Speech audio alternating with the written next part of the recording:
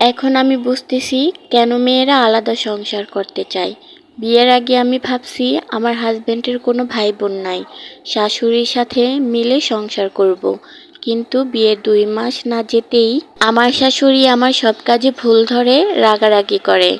আমার জামাইয়ের কাছে বিচার দেয় আমি নাকি কোনো কাজই পারি না, অথচ বাড়ির 70% কাজ আমিই করি। এমনকি আমার শাশুড়ি বিয়ের 2 মাস না যাইতেই আমার বাবার কাছে ফোন দিয়ে আমার নামে বিচার দিছে আমি নাকি জীবনে কোনো কাজ পারবো না। আরও কত কি, 19-এর থেকে 20 না হতেই শুধু ভুল ধরে। আমি ওনার সাথে 1 বছরের মধ্যে একবারও কোনো খারাপ ব্যবহার বা মুখে মুখে তর্ক কিছুই করিনি, কিন্তু উনি আমার জামাইয়ের সাথে আমার বিষয়ে ঝগড়া করে। এক কথায় বলা যায় উনি আমাকে সহ্যই করতে পারে না। আমাকে অনেক বাজে বাজে কথা বলে, আমার সাথে খারাপ ব্যবহার করে, এমনকি আমার পরিবার নিয়েও খারাপ কথা বলে। আমাকে বলে আমি নাকি কখনো কোনো দিন সংসার গুছাইতে পারবো না, আরও কত কি। অথচ ওনার ঘর আমি মুছি, আমার শাশুড়ি শ্বশুরের জামা কাপড় অনেক সময় আমি ধুই, ঘরে 70% কাজই আমি করি, অথচ আমি নাকি কিছুই পারি না, কিছুই করি না। আমাকে রান্নাও করতে দিবে না, আবার সব দোষ ঘুরে ফিরে আমার ঘাড়েই পড়বে। উনি চায় সংসারের মাতব্বরি উনি করবে, করুক, আবার বলবে বউ থাকতে আমায় রান্না করতে হয়, আবার আমাকে রান্নাও করতে দিবে না, নানান রকম কথা শোনাবে।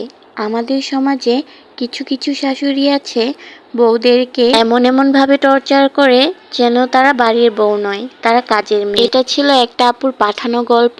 গল্পটা কেমন লেগেছে অবশ্যই সবাই কমেন্টের মাধ্যমে জানাবেন। সে তার পরিবারের কথা শেয়ার করেছে, সে শেয়ার করেছে তার শাশুড়ির কথা, তার শাশুড়ি তার সাথে কীরকম আচরণ করে। বাস্তবে কিন্তু এরকম অনেক সংসার আছে যে সংসারে শাশুড়ির মাতব্বরি চলে, বউদের কোনো মূল্যই দেয় না। এটা একমাত্র ভুক্তভোগীরাই বুঝবে যাদের সাথে এমনটা হয়েছে বা এখনো হয়ে যাচ্ছে। একটা কথা কি জানেন আপু ভাইয়ারা, চেহারা সুন্দর, গায়ের রং সুন্দর, সুন্দর মেয়ে হলেই হয় না, সুন্দর ভাগ্যও লাগে। আপনি যতই সুন্দর হন না কেন, আপনার চেহারা যতই সুন্দর থাকুক না কেন, আপনার কপালে যদি সুখ না থাকে, আপনার ভাগ্যই যদি ভালো না থাকে, তাহলে আপনি সেই সৌন্দর্য দিয়ে কি করবেন? সব কিছু আল্লাহর সৃষ্টি, মহান আল্লাহ তাআলাই খুব ভালো জানেন কার ভাগ্যে কি আছে।